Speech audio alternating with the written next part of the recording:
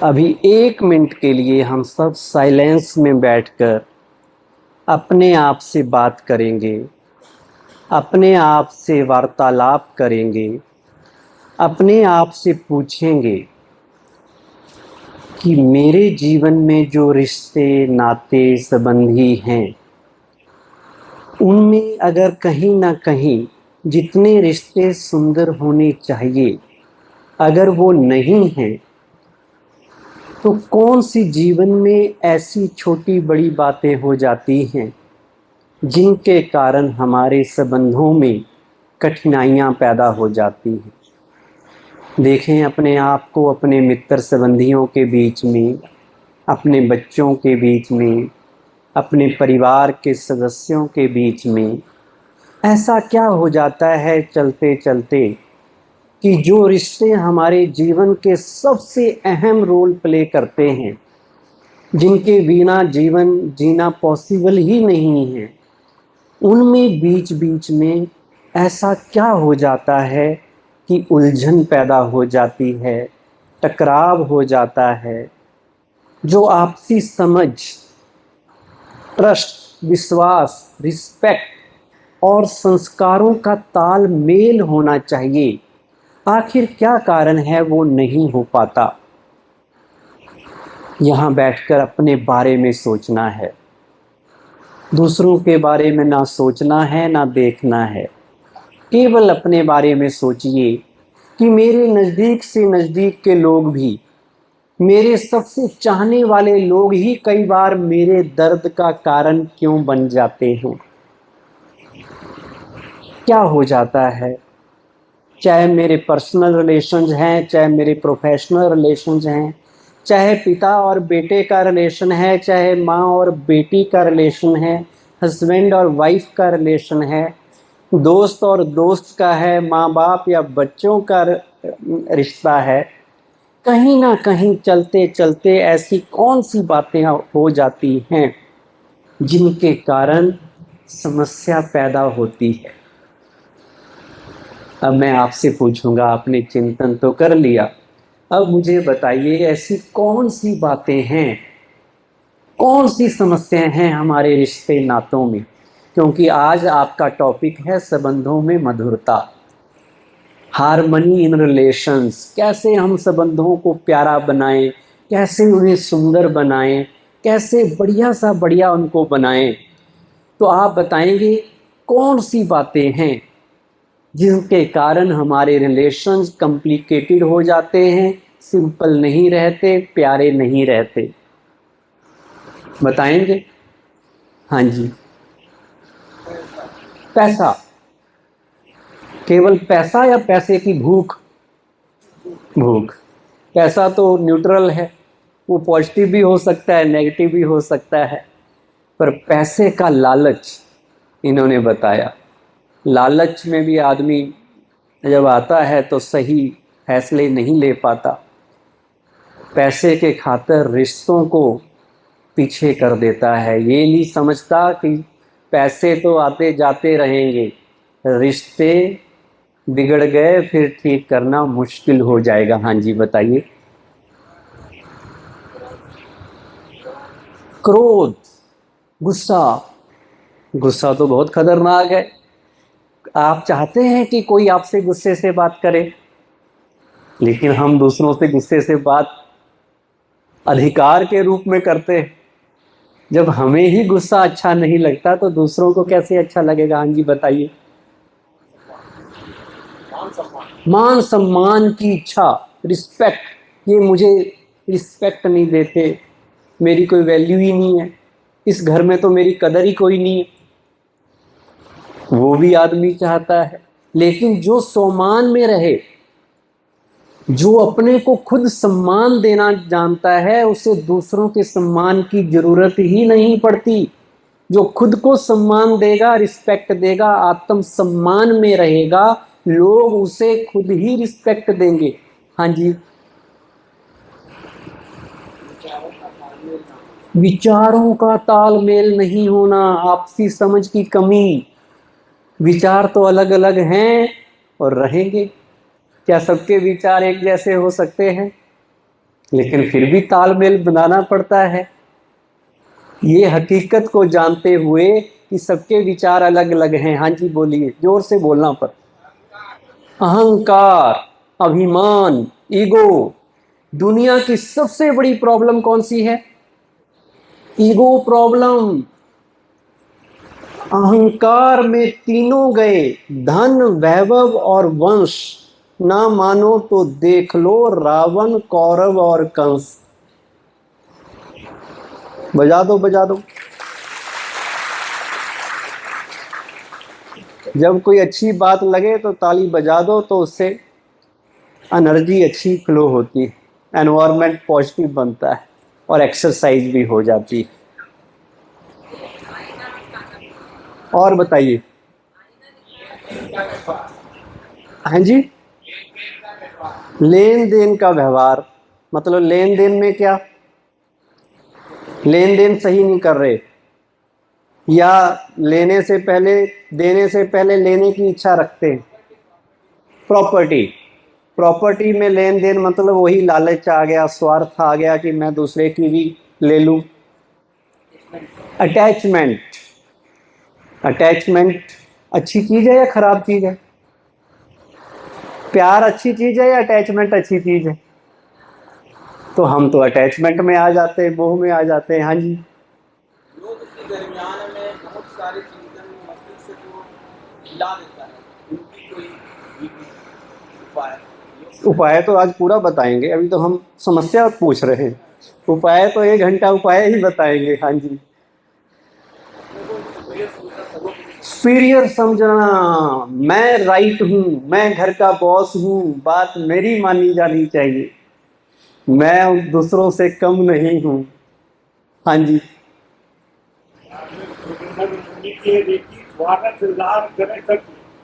स्वार्थ के कारण प्रीति कर रहे हैं, दिल से प्रीति नहीं कर रहे। इनका कहने का भाव ये,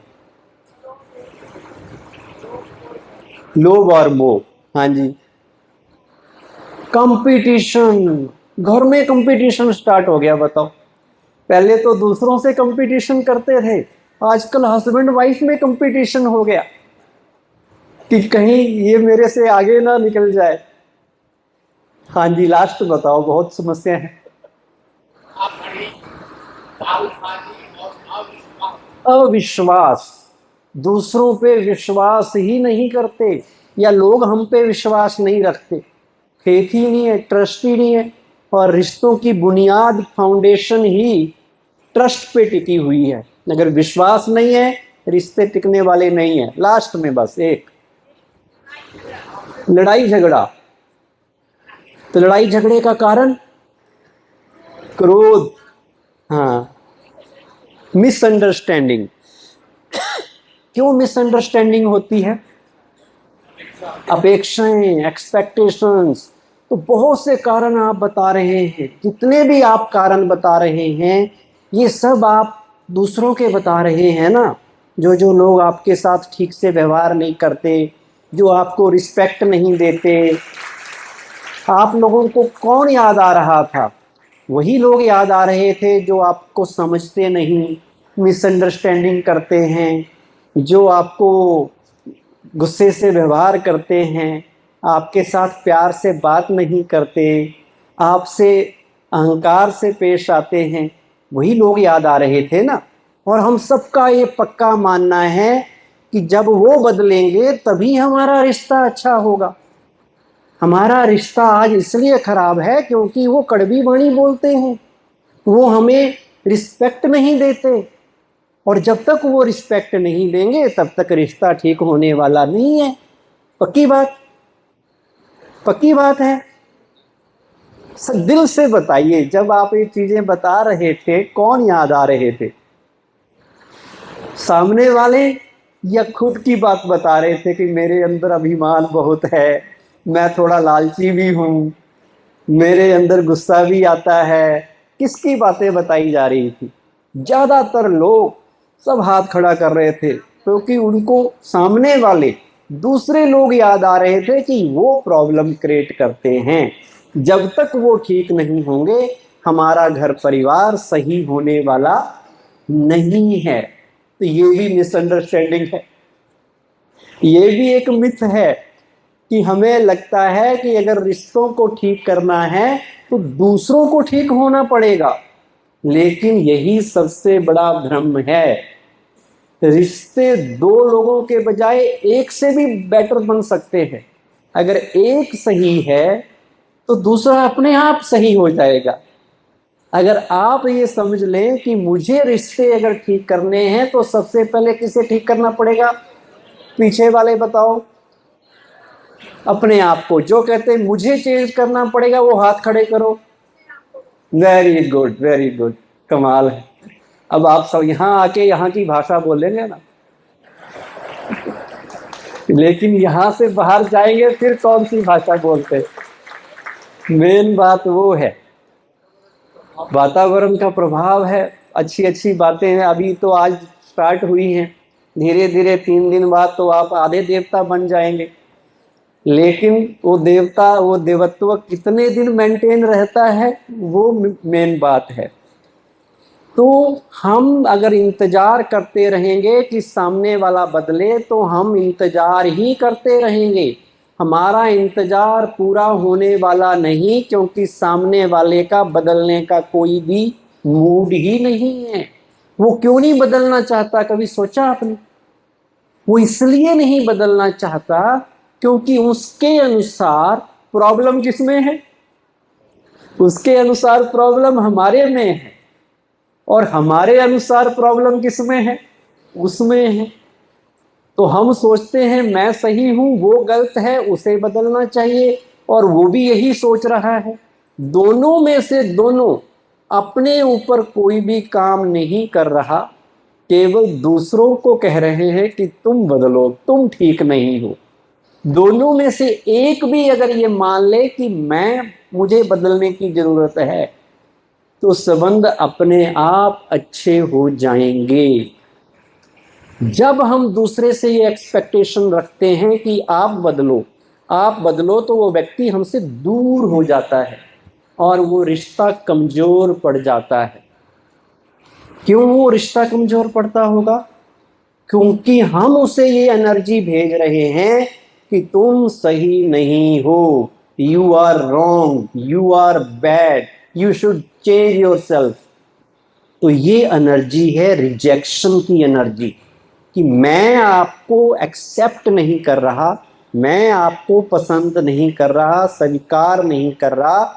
मैं तुम्हें तब स्वीकार करूंगा जब तुम मेरे अनुसार चलोगे, जब मेरे अनुसार तुम बन जाओगे। जो मुझे सही लगता है उसको सही मानकर अगर तुम चले तो मुझे अच्छे लगोगे, नहीं तो तुम मेरे लिए ठीक नहीं हो।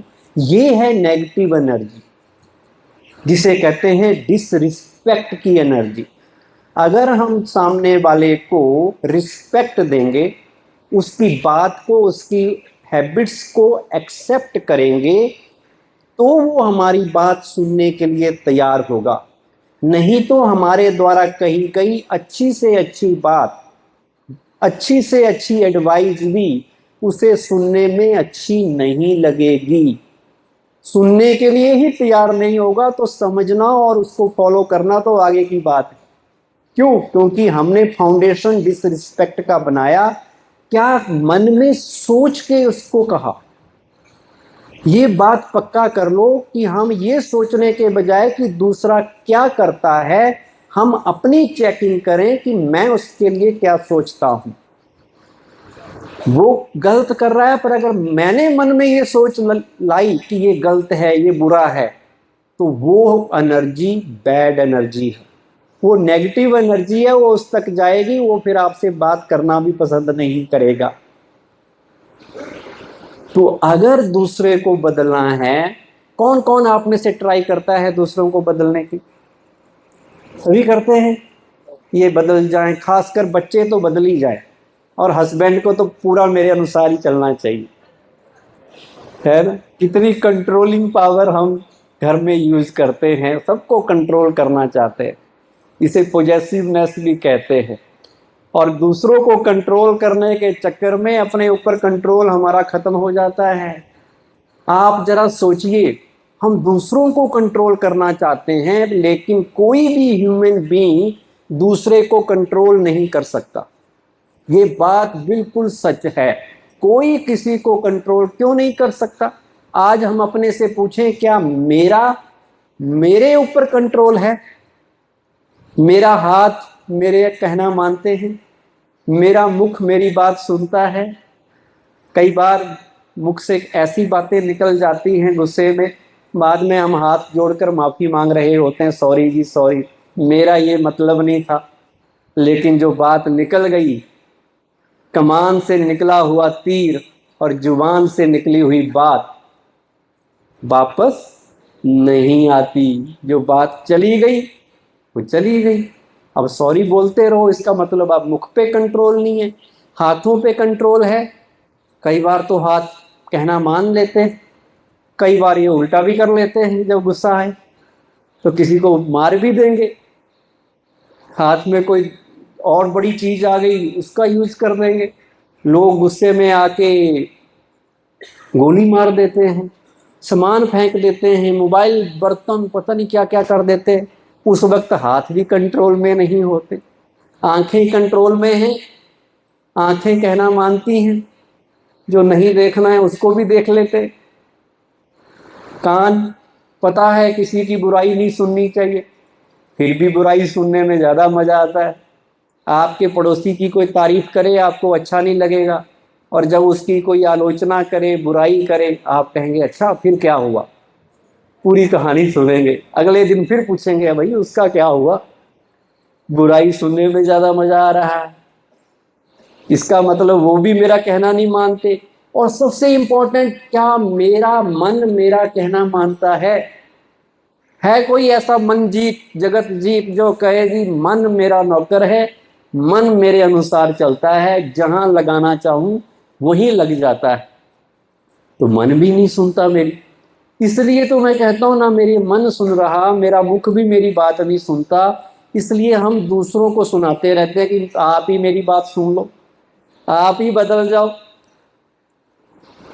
दूसरों को क्या करना चाहिए इसकी सलाह सबके पास है, पर मुझे क्या करना है इसका पता ही नहीं है। तो अध्यात्म हमें सिखाता है, मेडिटेशन राजयोग हमें सिखाता है कि अब मुझे अपने को देखना है कि मुझे क्या करना है, मैं क्या कर सकता हूँ, कौन सी चीजें मेरे कंट्रोल में हैं जिन्हें मैं कर सकता हूँ। जहां किया जा सकता है वहीं करना है। और सबसे आसान है अपने ऊपर काम करना, अपने को चेंज करना। दूसरे तो हमारे हाथ में कैसे हैं, उनका तो अपना ब्रेन है, अपनी थिंकिंग है, वो मेरे अनुसार नहीं चलेंगे। ये एक्सेप्टेंस चाहिए, इसकी भी स्वीकृति आपको देनी पड़ेगी कि दूसरा चल भी सकता है, नहीं भी चल सकता है। इसलिए आज से ये बात पक्की कर लो कि हम दूसरों को समझा सकते हैं, हम दूसरों को गाइड कर सकते हैं, दूसरों को मोटिवेट कर सकते हैं, दूसरों को ऑर्डर दे सकते हैं, इंस्ट्रक्शंस दे सकते हैं। पर वो बात हमारी माने या ना माने, ये किसकी मर्जी है? ये मेरी मर्जी चलेगी या उनकी मर्जी चलेगी? ये उनकी पसंद है। ये फ्रीडम आपने दूसरों को देनी है। हम कह सकते हैं, पर वो करे तो भी ठीक, ना करे तो भी ठीक। हम सब अपेक्षा रखते हैं, एक्सपेक्टेशन रखते हैं कि दूसरा ऐसा करे, ऐसा करे, ऐसा करे। लेकिन क्या ये पॉसिबल है कि जो मैं अपेक्षा रखूं दूसरों से, दूसरा वैसा ही करेगा? क्या मैं दूसरों के बारे में डिसाइड कर सकता हूं?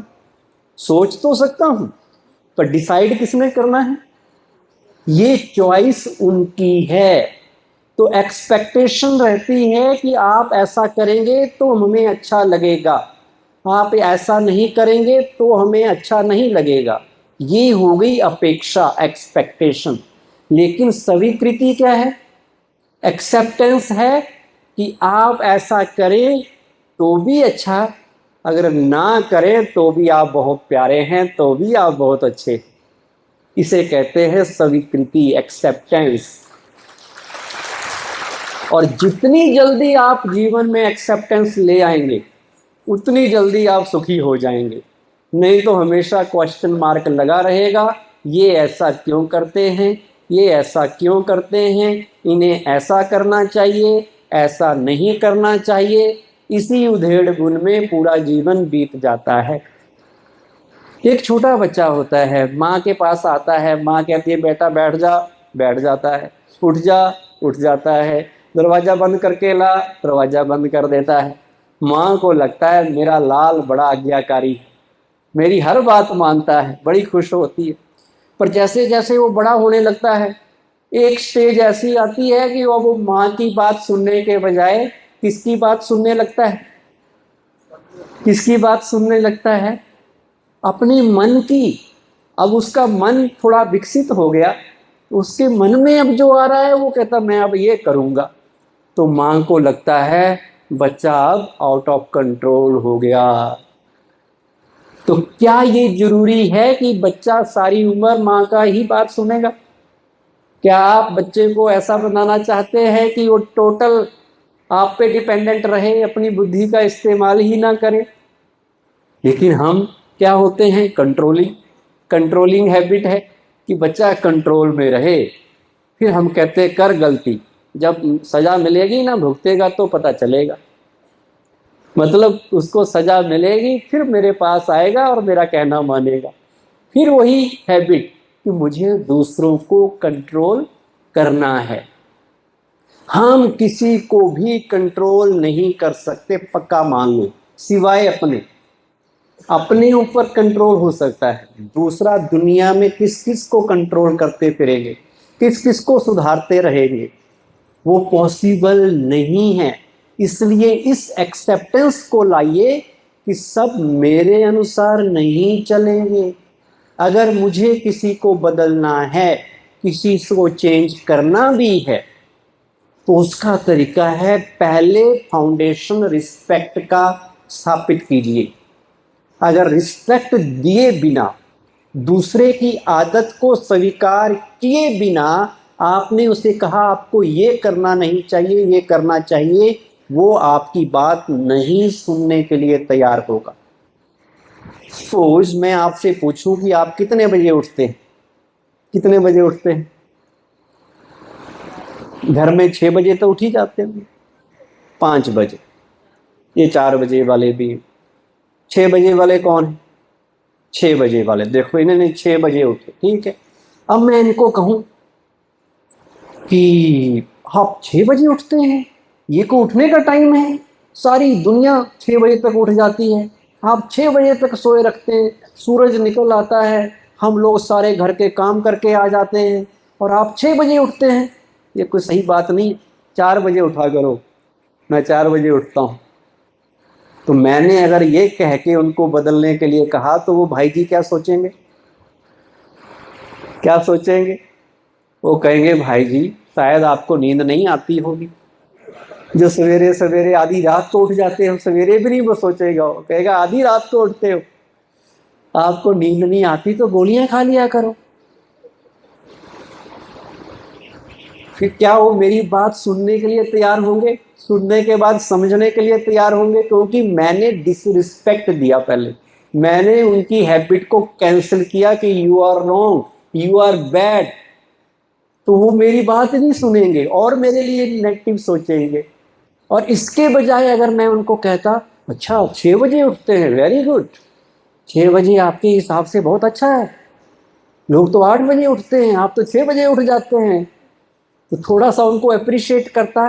फिर मैं उनको कहता कि कभी कभी ना 4 बजे भी उठो, 4 नहीं उठ सकते 5 बजे उठ जाओ, देखना बड़ा एंजॉय करोगे, सारा दिन बड़ा अच्छा बीतेगा।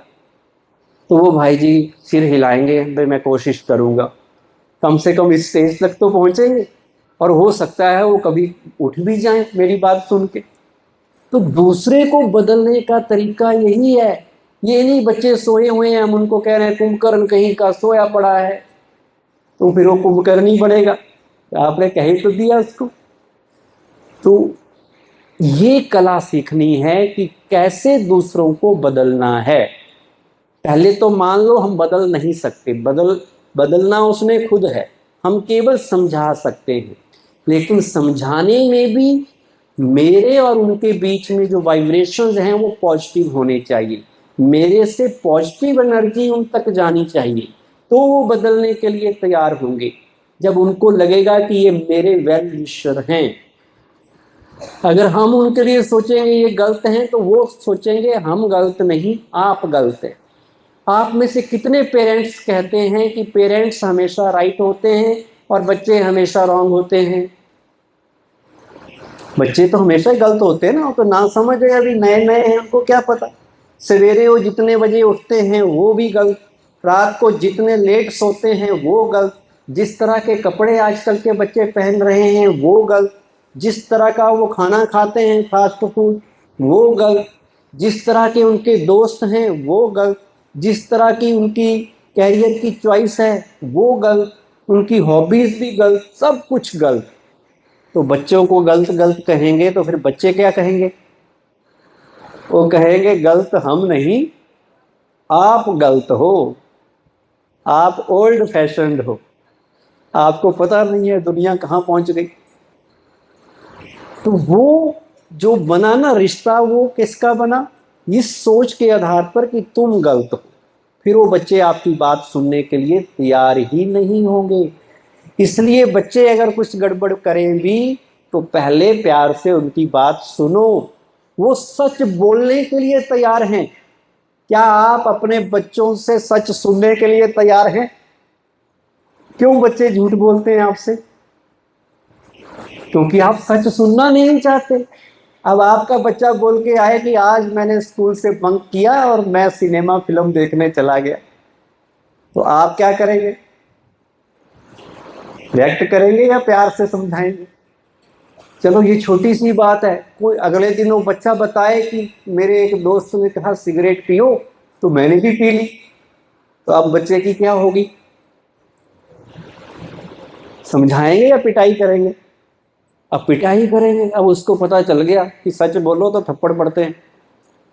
अगले दिन से उसने बताना बंद कर दिया और आप कह रहे हैं अब ये सुधर गया लगता। अब दो चीजें हैं, एक तो है कि बच्चा सच आपको बताए तो आप उसको बदल सकते हैं, एक है कि वो सच बताए ही ना आपको, फिर तो बदलने का मतलब ही नहीं बनता।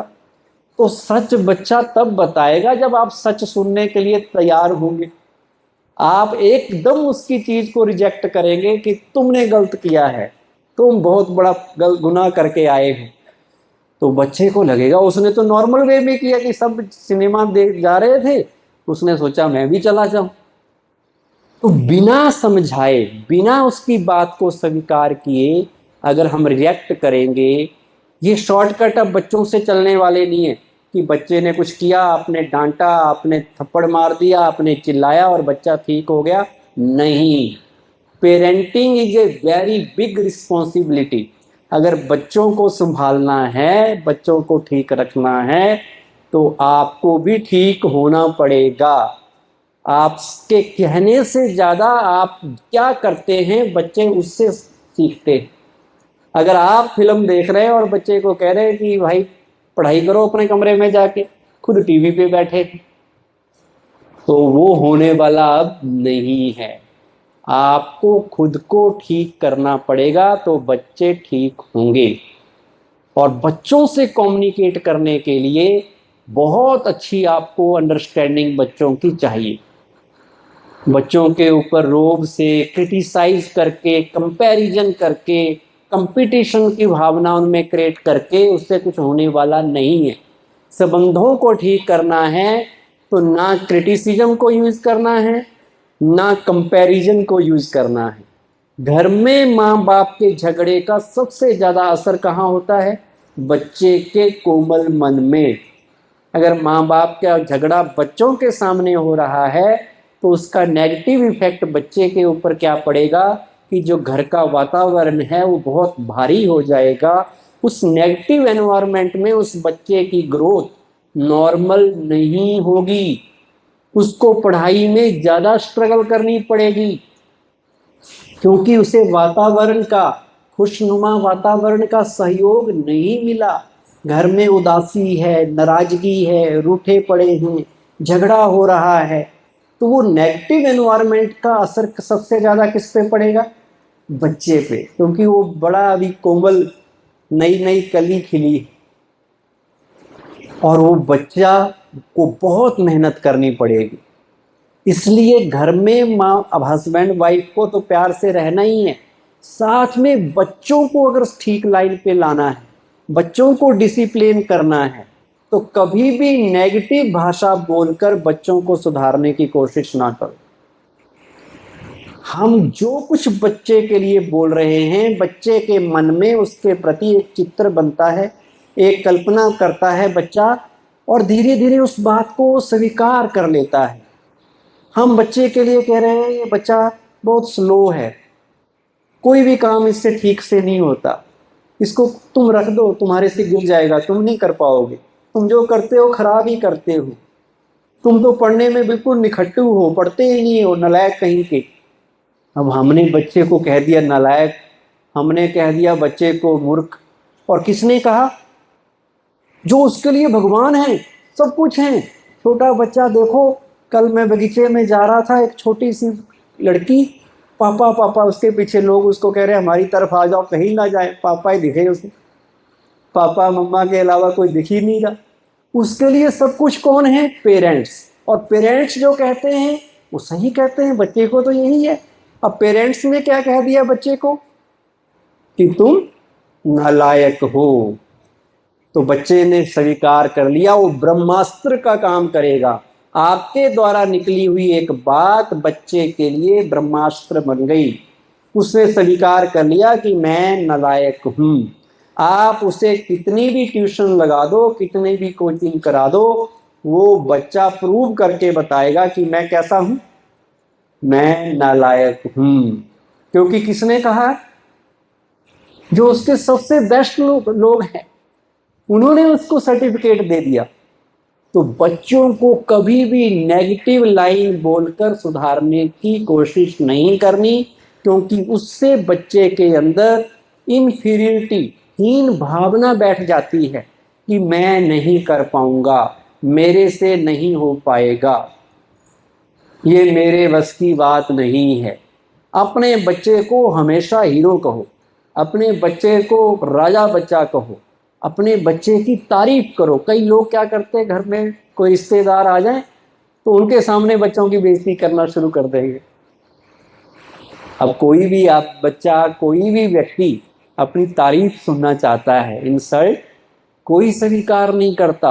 हालांकि हमारे मन में यही होता है कि ये सुधर जाएगा, अगर हम इसको नालायक बोलेंगे तो क्या पता ये इंटेलिजेंट बन जाए। नहीं, इंटेलिजेंट तब बनेगा जब आप उसको इंटेलिजेंट कहेंगे और उस मन में सोचेंगे कि मेरा बच्चा तो इंटेलिजेंट ही है।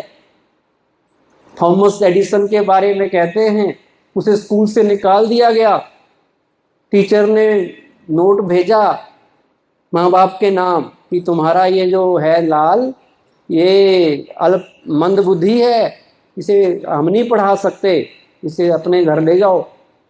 तो उसकी माँ ने जवाब दिया, मेरा बच्चा मंद बुद्धि नहीं है, अगर इसे तुम नहीं पढ़ा सकते मैं पढ़ाऊंगी। और उस माँ ने उस बच्चे को पढ़ाया और इतना अच्छा पढ़ाया कि वो बाद में इतना बड़ा साइंटिस्ट बना जिसने बिजली के बल्ब की इन्वेंशन की। तो अपने बच्चे के लिए, किसी के लिए भी, दूसरों के बच्चे के लिए भी, जो दिख रहा है वो नहीं बोलना, वो बोलना जो आप देखना चाहते हैं। आप बच्चे को इंटेलिजेंट देखना चाहते हैं तो इंटेलिजेंट बोलो। आप कहो मेरा अच्छा बच्चा है, क्योंकि आप अच्छा ही देखना चाहते हैं, तो उसको अच्छा कहो, वो अच्छा बन जाएगा। ये कहने के बजाय तुमसे नहीं होगा, ये कहो तुम कर सकते हो, यू कैन डू इट, तो बच्चा अपनी कैपेसिटी से ज़्यादा अच्छा करके दिखाएगा। मैं हंसी में मजाक करता हूँ। एक बार किसी ने, एक पिताजी अपने बच्चे से पूछ रहे थे, बताओ भाई 50 और 20 कितने होते हैं? तो बच्चा कह रहा 65। पिताजी कहते शाबाश, 50 और 20 65। सामने से एक गुजर रहा था, वो कहने लगा यार ये मैथमेटिक्स बच्चे को पढ़ा रहा है, इसको खुद भी आता है कि नहीं? उसने पूछा भाई ये तो 70 होते हैं, तुम 65 पे भी शाबाश दे रहे हो। उसने कहा जी कल तक तो 60 बताता था, आज 65 तक पहुंचा है इसलिए शाबाश दे रहा हूं। तो ये तरीका है, दूसरे को आप अप्रिशिएट कीजिए। आज के दौर में अगर आपने रिश्ते बचाने हैं, बड़ी सुंदर लाइन किसी ने कही थी, किसी से बहस ना करो, बहस करने से भी रिश्ते खराब हो जाते। कोई आपको कहे कि हाथी उड़ता है, आपको जी हमारे घर की छत पे तार पे बैठा हुआ है, काहे को टकराव लेना? जो कहे, एक ने कही दूसरे ने मानी, दोनों ब्रह्म ज्ञानी। काहे को टकराव करना? रिश्ते दूसरों के चक्कर में, पॉलिटिक्स की बातों में आके हम रिश्ते खराब कर देते हैं।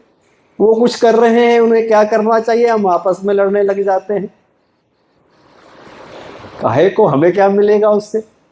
दूसरे की बात को सम्मान दो, चाहे आपको वो पसंद आए या ना आए, पर आप उसकी बात को सम्मान दो। देखना वो व्यक्ति आपके नजदीक आएगा, और अगर आपने उसकी बात को काटा, आप तो वो व्यक्ति आपसे दूर हो जाएगा।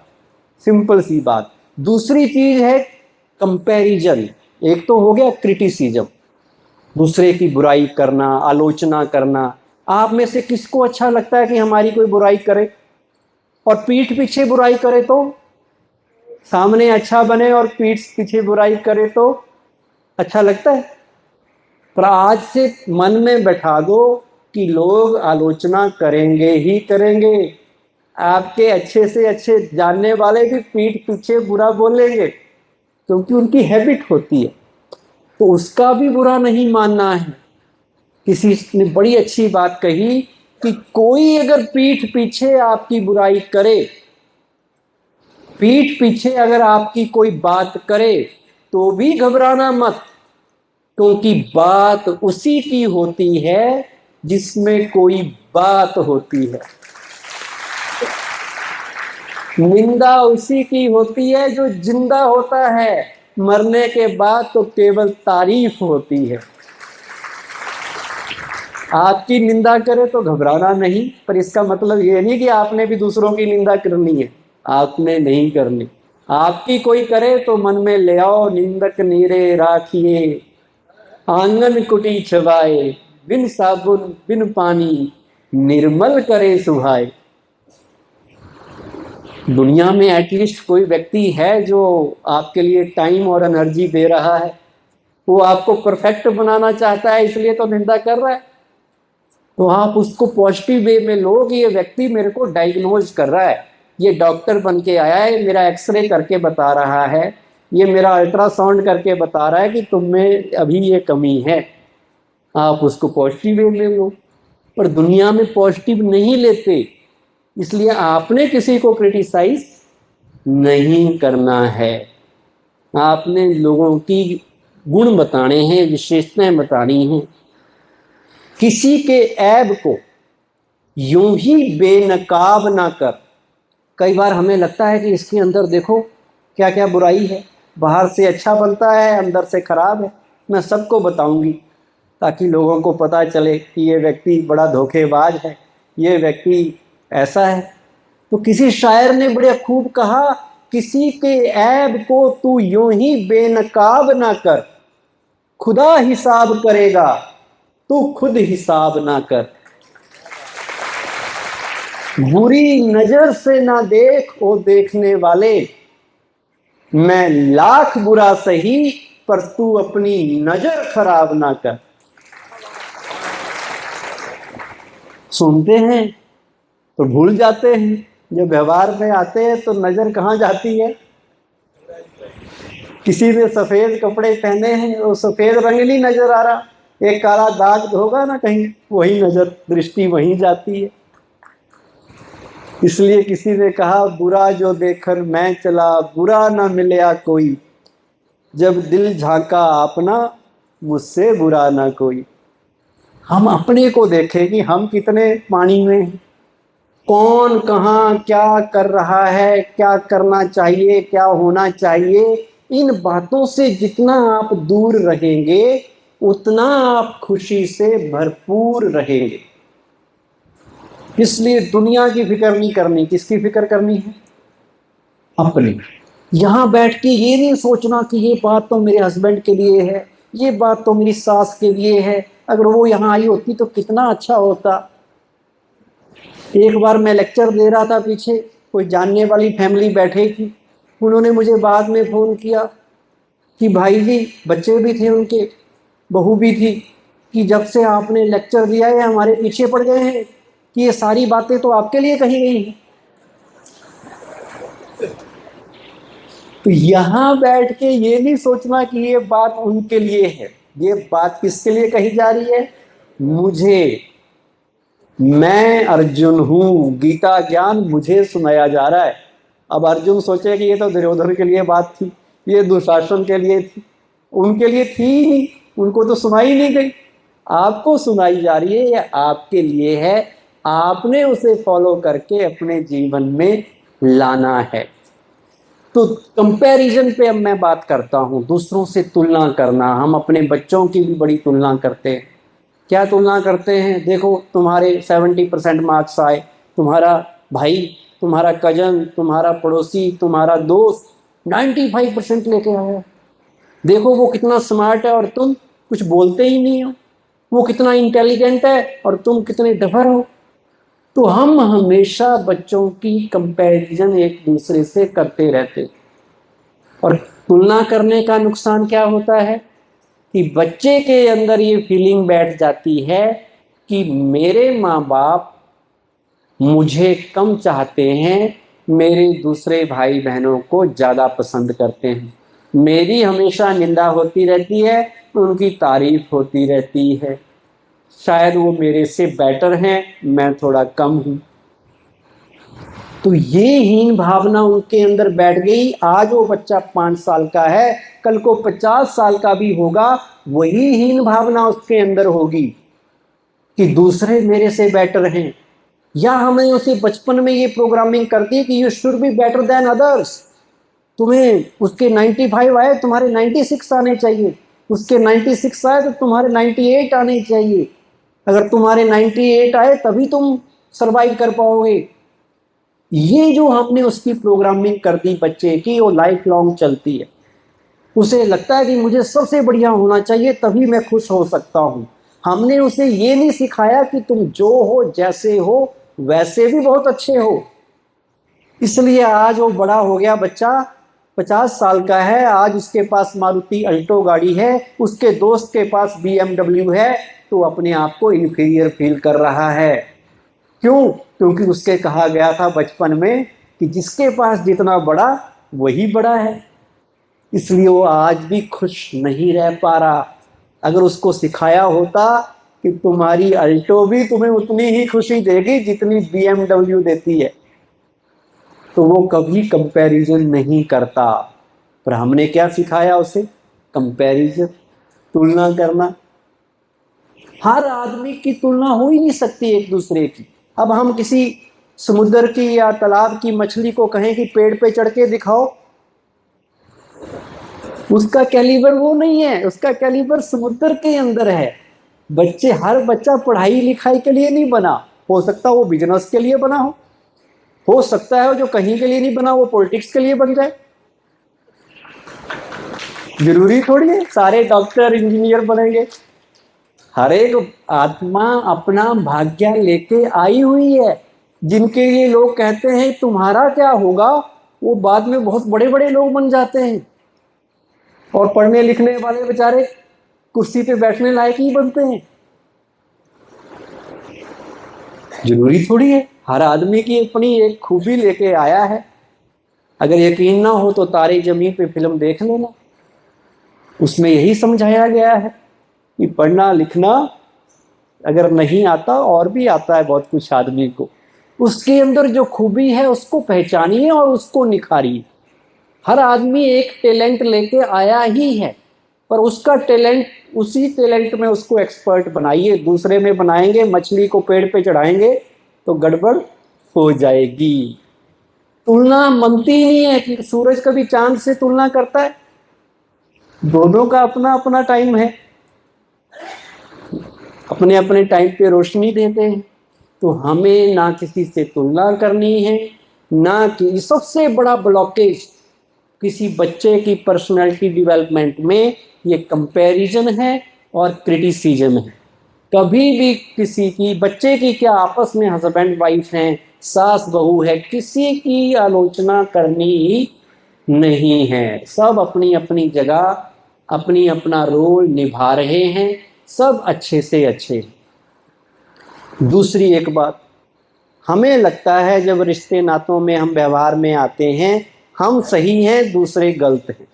किस किस को लगता है कि I am right, only I am right, जो मैं सोचता हूं, जो मैं बोलता हूं, जो मैं करता हूं वही सही है और दूसरों को वही करना चाहिए। कोई व्यक्ति गाड़ी चलाता है 80 की स्पीड पे तो हम कहते हैं बड़ा स्लो चला रहा है। दूसरा व्यक्ति 120 की स्पीड से गाड़ी चला रहा है, हम कहते हैं बहुत फास्ट चला रहा है। Then what is the right speed? Right speed क्या है? 100 किलोमीटर। किसने डिसाइड किया? मैंने। और जो मैंने डिसाइड किया वही सबको करना चाहिए। क्या ये पॉसिबल है कि 100 किसकी स्पीड है राइट? मेरी। दूसरे की यही 120 स्पीड राइट है। क्या वो रॉन्ग है या मैं रॉन्ग हूं, या दोनों अपनी अपनी जगह राइट हैं? बताइए।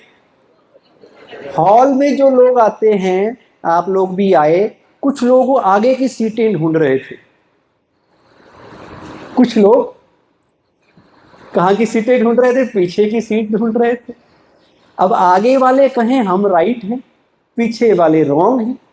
वो सोचे कि आगे बैठना तो अच्छा है, ये देखो जाके पीछे बैठ गए। उन्हें पीछे बैठने वाले अजीब लगते हैं और पीछे बैठने वालों को आगे बैठे हुए अजीब लगते हैं कि देखो आगे जाके बैठ गए। पीछे बैठना चाहिए, पीछे बैठने के बड़े बेनिफिट हैं। आगे बैठेंगे तो भाई जी कुछ पूछ लेंगे, जवाब देना पड़ेगा, आगे सो भी नहीं पाएंगे, पीछे चुपचाप सो जाओ। अगर लेक्चर पसंद नहीं आया तो चुपचाप पतली गली से भाग जाओ, आगे वाला तो जा ही नहीं सकता, इसलिए वो पीछे बैठते हैं। अब पीछे वालों को आगे बैठे हुए अजीब लगते हैं और आगे वालों को पीछे वाले अजीब लगते हैं। यही सारी दुनिया में हो रहा है। अब दोनों में से सही कौन, गलत कौन? कौन सही कौन गलत? दोनों सही हैं। जो कहते हैं दोनों सही हैं वो हाथ खड़ा करो। अब यहां तो दोनों सही कह रहे हैं, और मन में जब कोई बात होती है तो हमें लगता है वो ठीक नहीं है, मैं ठीक हूं। हमें दूसरे अलग नजर आते हैं और खराब नजर आते हैं कि ये ठीक नहीं है, लेकिन असल में वो भी ठीक, ये भी ठीक। ऐसा है आज सारे झगड़े, सारे कन्फ्लिक्ट इसी बात के हैं कि मैं सही हूं, तुम गलत हो। तुम मेरे सही को समझो, और जब तक तुम मेरे सही को समझ के बदलोगे नहीं तब तक हम झगड़ा करते रहेंगे। यही होता है। इसलिए हम दूसरे को बदलना चाहते हैं। कुछ कह गए, कुछ सह गए, कुछ कहते कहते रह गए, मैं सही तुम गलत के खेल में ना जाने कितने रिश्ते ढह गए।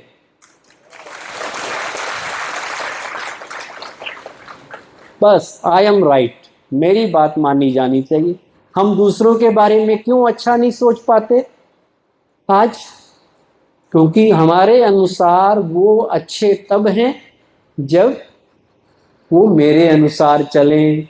जो मुझे सही लगता है उस सही को वो फॉलो करेंगे तो लोग हमें अच्छे लगते हैं, नहीं तो लोग हमें अच्छे नहीं लगते। अब क्या ये पॉसिबल है कि जो मैं सोचूं, जो मैं बोलूं, जो मैं करूं वही दूसरे भी करें? क्या ये संभव है? है संभव? क्यों संभव नहीं है? क्यों दूसरे मेरे अनुसार नहीं चलेंगे? क्योंकि सबकी सोच अलग अलग है। ये बात पक्की कर लो, सबकी सोच अलग अलग है और रहेगी। ये दुनिया वैरायटी से चलती है। एक जैसी नहीं है, सिमिलैरिटी नहीं है। सब एक जैसे कपड़े पहने हैं, किसी ने कोई, किसी की पसंद कोई, किसी की पसंद कोई। विविधता है।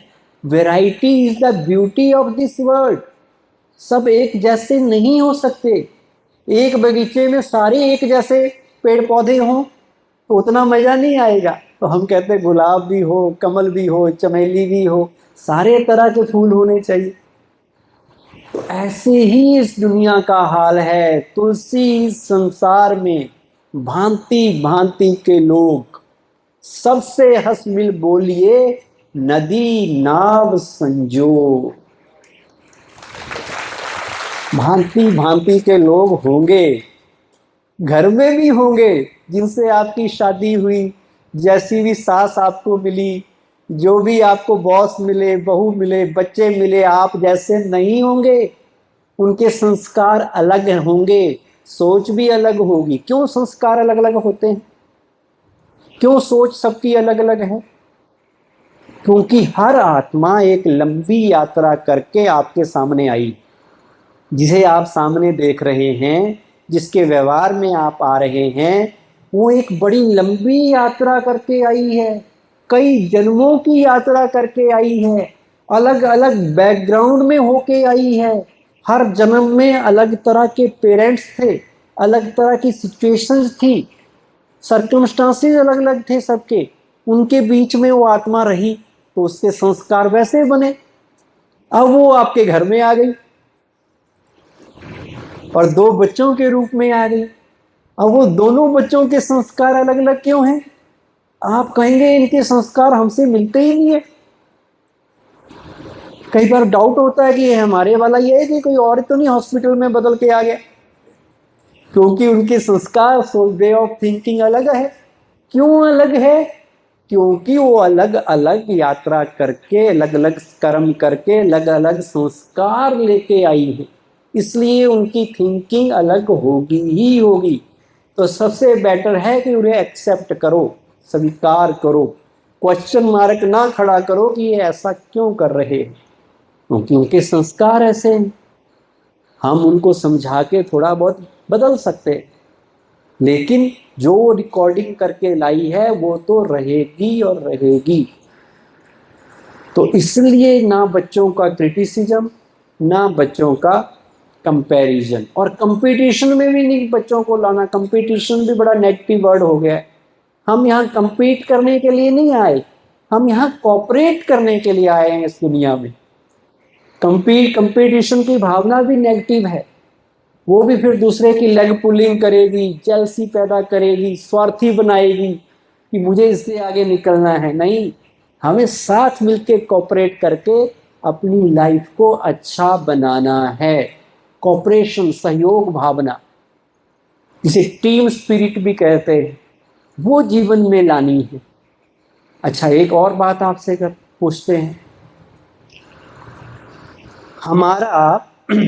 हमारी ये एक्सपेक्टेशन रहती है कि जो गुड क्वालिटी, जो संस्कार मेरे अंदर है, जो विशेषता मेरे अंदर है, वो दूसरों के अंदर भी वो होनी चाहिए।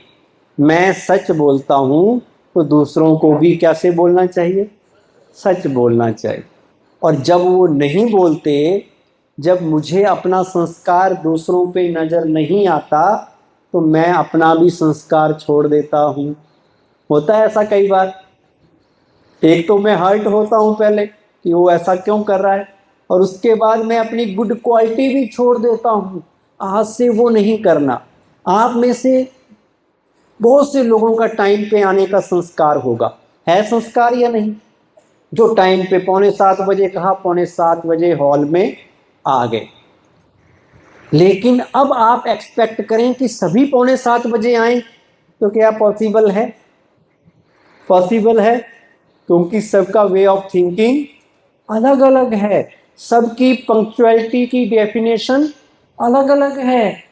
एक कहता है 6:45 मतलब 10 मिनट पहले मैंने बैठना है, टीचर से पहले मुझे क्लास में पहुंचना है। बड़ी अच्छी सोच है, पर सबकी तो नहीं होगी। एक कहता है 6:45 मतलब एग्जैक्ट 6:45, और एक कहता है 7 भी आ जाओ तो क्या फर्क पड़ता है, उसकी सोच वो है, तो आप उनको तो नहीं बदल सकते।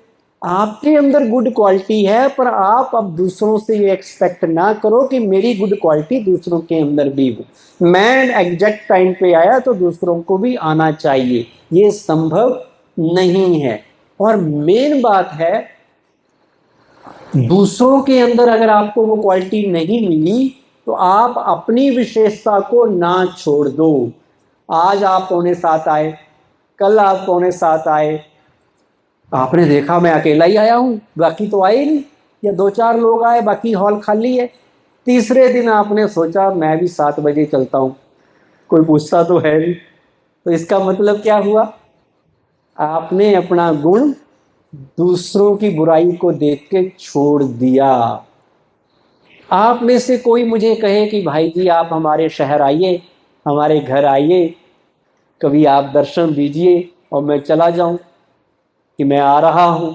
आप बड़ी खुशी से मेरे लिए खाना बना रहे हो कि देखो गेस्ट आ रहे हैं, 5-6 सब्जियां बनाई आपने, सारा दिन खड़े रहे और हमें जब गए आपने बड़े प्यार से भोजन खिलाया। क्योंकि आपकी विशेषता क्या है? भोजन बनाना और भोजन खिलाना। आप बहुत अच्छे होस्ट हैं, आपने खिलाया, मैंने भी कहा जी वाह मज़ा आ गया, कभी आप भी हमारे घर आना, आप भी दर्शन देना। अब आप भी अगले हफ्ते मेरे घर आ गए। अब आप मान लो 6 बजे आए, तो मैंने कहा चाय तो आप पी के आए होंगे, और भोजन भोजन तो मैं 10 बजे तक खुद ही नहीं करता, तो आपको क्या खिलाऊंगा? ना मैंने चाय के लिए पूछा, ना मैंने भोजन के लिए पूछा। अब आप क्या फील करेंगे? आपके मन में आएगा देखा इनके लिए मैंने छुट्टी ली, सारे काम छोड़े, 6-6 सब्जियां बनाई, 6 नहीं बना सकते थे 2 ही बना देते, 2 नहीं बनाते कम से कम चाय पिला देते, कुछ भी नहीं किया। तो आपको दर्द हुआ या नहीं हुआ? क्यों दर्द हुआ? क्योंकि आपने अपना अच्छा गुण दूसरों में ढूंढने की कोशिश की। ये गलती नंबर 1। अपनी विशेषता दूसरों में मत ढूंढो। आप सच बोलते हैं तो जरूरी नहीं है सारी दुनिया सच बोलेगी। अगर वो ना बोले तो परेशान नहीं होना, क्योंकि वो उनकी विशेषता नहीं है। मेरी विशेषता क्यों नहीं है खाना खिलाना? क्योंकि मुझे आता ही नहीं बनाना। मैं खुद ही ऑनलाइन मंगवा के खाता हूँ, खुद ही सोच रहा हूँ कि ये जाएं तो मैं बाहर रेस्टोरेंट में खा के आऊँ, या ऐसे ही मैगी मूगी खा के गुजारा कर लूँ। तो मेरी विशेषता वो है ही नहीं। मेरी विशेषता कुछ और हो सकती है जो आपकी विशेषता ना हो। मैं बहुत अच्छा खड़े होकर लेक्चर दे सकता हूँ।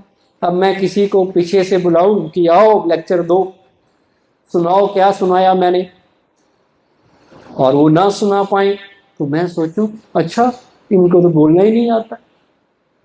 वो बोलना उनकी विशेषता नहीं है, स्पीच देना उनकी क्वालिटी नहीं है, वो मेरी क्वालिटी है। हर एक आदमी की क्वालिटी, संस्कार, गुण अलग अलग हैं। मुझे अपने संस्कार दूसरों में नहीं ढूंढने हैं, और अगर ना मिले तो अपने नहीं छोड़ने हैं। अब मैं तीसरे एक महीने बाद दोबारा आपके घर जाऊं, अब आप कितनी सब्जियां खिलाएंगे?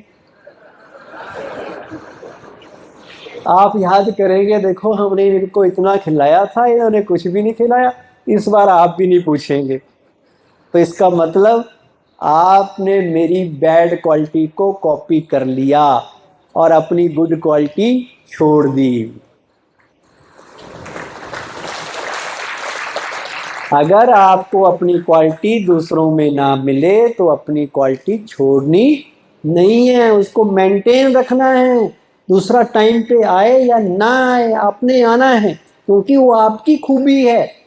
दूसरे की बुराई देख के अपनी खूबी नहीं छोड़नी है।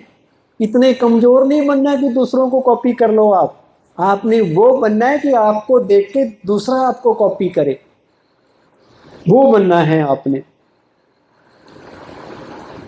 ये तो बहुत अच्छी बात है। थोड़ा और आपको आज बताएंगे बातें। 8:15 बजे तक ऐसा आदेश हुआ है, तो ये और अच्छी बात है। अब क्या करना है? अपनी गुड क्वालिटी नहीं छोड़नी है, पक्का? बहुत से लोग कहते हैं हमने इनके लिए इतना किया, पर जब हमें जरूरत पड़ी तो इन्होंने हमारे लिए इतना भी नहीं किया। तो हम क्या सोच परेशान हो जाते हैं। हमने किया, ये किसकी विशेषता है? ये मेरी विशेषता है कि मैंने उनका भला किया, उनके लिए मदद की, हेल्प की, पर वो भी मेरे लिए करें, ये एक्सपेक्टेशन रखना रॉन्ग है। राइट है या रॉन्ग है? रॉन्ग है, क्योंकि ये खूबी उनकी नहीं है, उनकी हेल्प करने की खूबी नहीं है, उनकी खूबी कोई और है।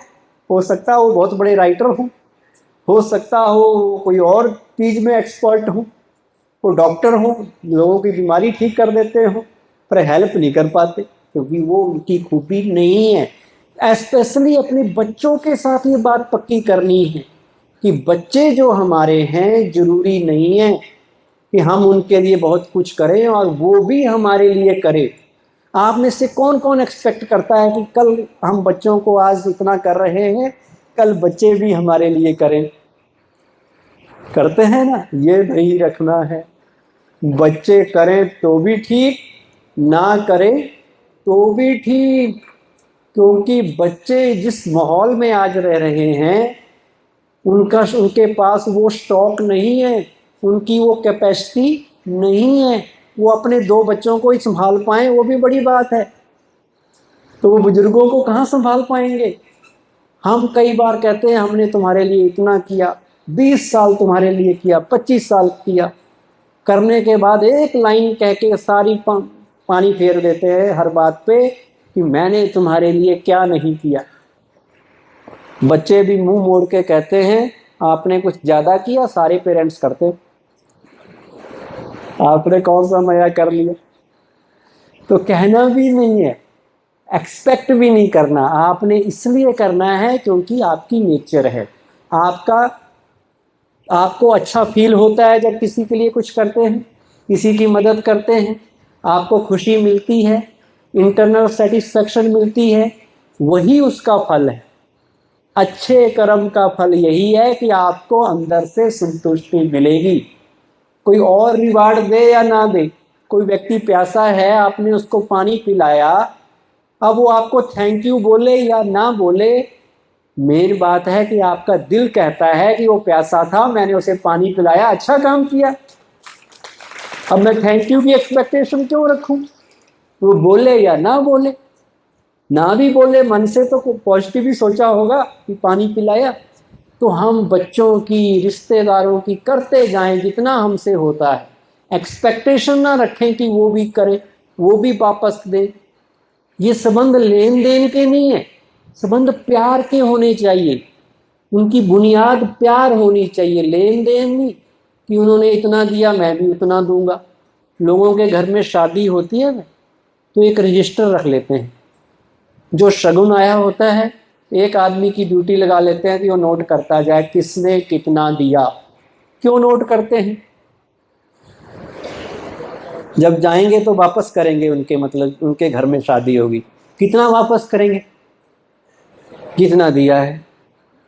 तो ये प्यार है या बिजनेस है? ये प्यार है या बिजनेस है कि जितना तुम दोगे उतना हम भी देंगे? उनकी कैपेसिटी अलग, आपकी कैपेसिटी अलग, हो सकता है वो गरीब हो आप अमीर हो, उल्टा भी हो सकता है। तो संबंध प्यार पे आधारित होने चाहिए, लेन देन बिजनेस नहीं है ये कि जितना तुम दोगे उतना हम। लोग कहते हैं जितना तुम प्यार से बोलोगे उतना ही हम भी प्यार से बोलेंगे, ना कम ना ज्यादा। आप में से किस किस को प्यार से बात करना आता है? प्यार का संस्कार किस किस का है? हाथ खड़ा करो, डरते क्यों? अच्छी बात है, वेरी गुड। अगर हमारा प्यार से बात करने का संस्कार है तो हम हमेशा प्यार से बात करेंगे, सबसे करेंगे, या किसी से करेंगे किसी से नहीं करेंगे?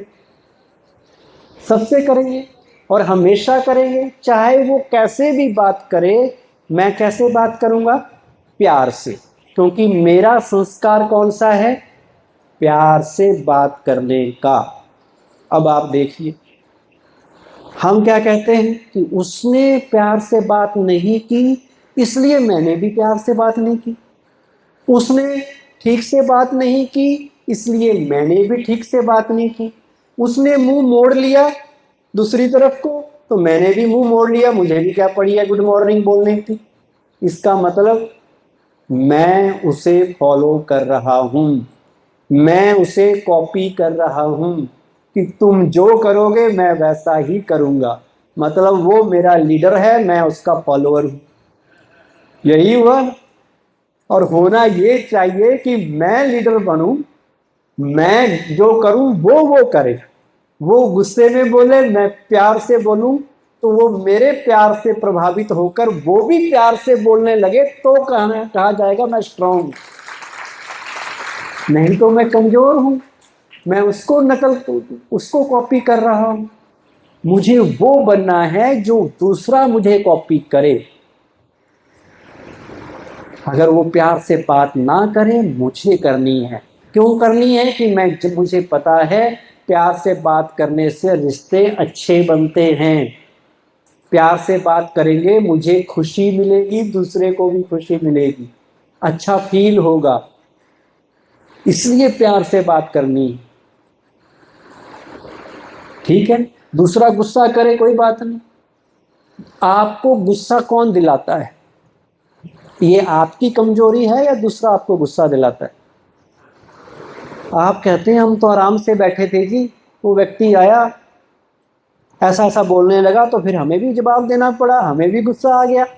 मतलब किसने गुस्सा दिलाया आपको? सामने वाले ने गुस्सा दिला दिया आपको। तो वो सामने वाला ज्यादा ताकतवर है या आप ज्यादा ताकतवर है?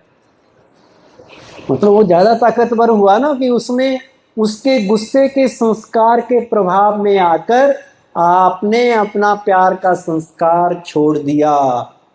होना ये चाहिए था कि आपके प्यार के संस्कार के प्रभाव में आकर वो अपना गुस्सा छोड़ देता। होना ये चाहिए था, पर हुआ क्या? उल्टा। तो इसका मतलब कमजोर कौन? मैं कमजोर, सामने वाला तो मजबूत ही था। जब सामने वाला गुस्से का संस्कार लेके मेरे सामने आता है तो होता क्या है, हम थोड़ी देर के लिए अपना संस्कार भूल जाते हैं। हम भूल जाते हैं मैं प्यार वाली आत्मा हूँ, मेरे अंदर प्यार का संस्कार है, क्योंकि हम उसके गुस्से का मन में चिंतन करने लग जाते हैं। और जैसे ही गुस्से का चिंतन करते हैं तो उसका प्रभाव हम पे पड़ जाता है। फिर हमें लगता है कि तुम चुप कैसे रह गए, तुम भी बोलो, नहीं तो वो तुम्हारे ऊपर हावी हो जाएगा, और हम उससे कमज़ोर पड़ जाते हैं। अब सामने वाले को अगर कमज़ोर बनाना है, वो गुस्से से बोलो, आप प्यार से बोलो, उसे मज़ा नहीं आएगा। क्योंकि वो गुस्से में इसलिए बोल रहा है क्योंकि वो आपको डिस्टर्ब करना चाहता है। और अगर आप डिस्टर्ब हुए बिना वो गुस्से में बोले और आप प्यार से जवाब देंगे, एक बार, दो बार, तीन बार, चौथी बार वो भी धीरे धीरे प्यार की पिच पे आ जाएगा, प्यार के ट्रैक पे आ जाएगा, और वो भी प्यार से आहिस्ता आहिस्ता बोलना शुरू कर देगा। उसके अंदर भी कॉपी करने का संस्कार है, हमारे अंदर भी है, पर हमने अब अपनी अच्छाई को इतना पावरफुल बनाना है कि दूसरे वाला उससे प्रभावित होकर हमारी अच्छाई को कॉपी करे, ना कि हम उसकी बुराई को कॉपी करें। किसी ने बड़ा खूब कहा है, क्या शान तुम्हारी घट जाती या रुतबा घट गया होता, क्या शान तुम्हारी घट जाती या रुतबा घट गया होता, जो गुस्से में कहा अगर वही प्यार से कहा होता। क्या फर्क पड़ता है? ये दुनिया प्यार की भूखी है, भगवान भी प्यार का भूखा है, उसे भी बड़ी श्रद्धा से, प्यार से, भावना से याद करेंगे तो वो खुश होता है। ऐसी दुनिया भी प्यार चाहती है। तो प्रेम की गंगा बहानी है, गुस्से को छोड़ देना है। कई लोगों को लगता है गुस्सा नहीं करेंगे तो बच्चे हमारी बात नहीं सुनेंगे, सुनी अनसुनी कर देंगे। कई लोगों को लगता है दूसरों से काम कराना है तो गुस्सा करना ही पड़ेगा। क्या ये सच है? क्या ये सच है? लोग गुस्सा करके काम ज्यादा अच्छा करेंगे या प्यार से समझाएंगे तो ज्यादा अच्छा काम करेंगे? गुस्सा वो करता है जिसे प्यार से समझाना नहीं आता। लोग कहते हैं कम्युनिकेशन स्किल्स, सॉफ्ट स्किल्स होनी चाहिए। सबसे बड़ी स्किल तो यही है, प्यार से बात करना। चाहे आपके शब्द इतने अच्छे ना भी हो, प्यार अगर उनमें भरा है, आपको बेस्ट रिजल्ट मिलेंगे। गुस्सा करने की जरूरत नहीं पड़ेगी। मान लो किसी ने गुस्सा करके काम कर भी दिया, लेकिन उसके नुकसान कितने हैं।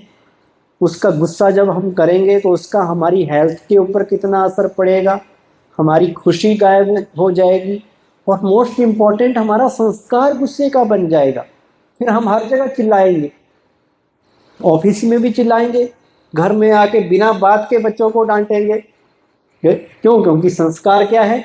चिल्लाने का, इरिटेट होने का, गुस्सा करने का। तो मेरी हैबिट बन जाएगी और उसका मेरे को ही नुकसान होने वाला है। मान लो आपकी जेठानी, आपकी देवरानी, आपकी बहू, पति, कोई भी घर में बहुत गुस्सा करता है, बहुत चिल्लाता है, यहाँ तक कि घर के बर्तन भी फेंक देता है आपके ऊपर। कई घरों में ऐसा होता है। अब उनको कैसे ठीक करें? है दूसरा गुस्सा कर रहा है आपके ऊपर, कड़वी भाषा बोल रहा है जो आप सुनना भी पसंद नहीं करते। सबसे पहले तो ये बात स्वीकार कर लो कि जो व्यक्ति गुस्सा कर रहा है वो अंदर से बहुत दर्द में है, वो अंदर से बहुत परेशान है, वो बहुत दुखी है। क्योंकि जो व्यक्ति खुश होगा, संतुष्ट होगा, वो तो गुस्सा कर ही नहीं सकता। आग कहाँ लगती है? सूखी झाड़ियों में। सूखी झाड़ियों में तो गुस्से की आग किस में लगती है? जो अंदर से सूखा है, रूखा है, खाली है, उसी को तो गुस्सा आता है। तो वो व्यक्ति आपसे तो केवल थोड़ी देर के लिए गुस्सा कर रहा है, लेकिन अपने साथ हमेशा ही गुस्से में रहता है। तो वो व्यक्ति बहुत दर्द में है। अपना दर्द देखने के बजाय उस आत्मा का दर्द देखो कि मेरा पति, मेरा ये बच्चा, मेरी ये बहू बेचारी बहुत दर्द में है, बहुत परेशान है। फिर आपको उससे नाराजगी होने के बजाय आपको उसके ऊपर रहम आएगा, आपको प्यार आएगा कि ये बीमार है, ये परेशान है, मुझे इसकी बीमारी ठीक करनी है, मुझे ये कमज़ोर आत्मा है। क्यों गुस्सा कर रही है? क्योंकि वो कमज़ोर आत्मा है। वो प्यार से बोलना नहीं आता क्योंकि कमज़ोर है, प्यार में बोलने की ताकत चाहिए। वो कमज़ोर है। अब कमज़ोर को शक्तिशाली बनाना है तो कैसे बनेगा? उसके लिए मुझे प्यार से ही उसे शक्तिशाली बनाया जा सकता है। वो गुस्सा करे, मैं प्यार की शक्ति से उसको, उसकी कमजोरी को खत्म करूं, रहम की शक्ति से करूं। पर मैं शक्ति तभी दूसरे को दे सकता हूं जब मेरे अंदर शक्ति होगी। अगर मैं भी खाली हुआ, वो भी खाली, तो खाली बर्तन क्या करते? फिर आपस में टकराएंगे, फिर झगड़ा होगा। तो मुझे कितना भरपूर होना पड़ेगा अगर उसको ठीक करना है? मुझे अपने आप को कितना पावरफुल बनाना पड़ेगा या नहीं बनाना पड़ेगा? अगर मुझे आज किसी की बीमारी को ठीक करना है तो इसका मतलब ये तो नहीं कि मैं खुद बीमार हो जाऊं। गुस्सा करना क्या है? बीमारी है या नहीं है? अब उसकी बीमारी को ठीक करने का तरीका ये है कि मैं खुद बीमार होके खुद गुस्सा करने लग जाऊं? बीमारी को ठीक करने की दवाई होती है जो बीमारी से उल्टी होती है। तो गुस्से को, बीमारी को ठीक करने का तरीका है मेरा प्यार, प्यार की शक्ति, शांति की शक्ति, रहम की शक्ति, तरस की शक्ति कि ये बेचारा बड़ा दुखी है, मुझे इसे ठीक करना है, प्यार से करना है, तो हो जाएगा। सहन करना, गुस्से को ठीक करना, सहन करना सीखना है। ये कोई कमजोरी नहीं है सहन करना, बुजदिली नहीं है, कायरता नहीं है, बहुत बड़ी ताकत है। जो सह गया वो रह गया। सबको सहन करना पड़ता है। जो जितना महान, जितना बड़ा, उनका उतना विरोध, उतनी गालियां पड़ी। सरकार में आप देख लो, कोई कितनी लोग गालियां देते हैं जो ऊपर बैठे होते हैं पोस्ट पे। सब कुछ निंदा स्तुति मान अपमान सब सहन करना पड़ता है। जो सहन करता है वही शहंशाह बनता है। बिना सहन किए कोई शहंशाह आज तक नहीं बना है। होठों तक आई बात को भी निगलना पड़ता है। फौलाद बनने के लिए लोहे को भी पिघलना पड़ता है।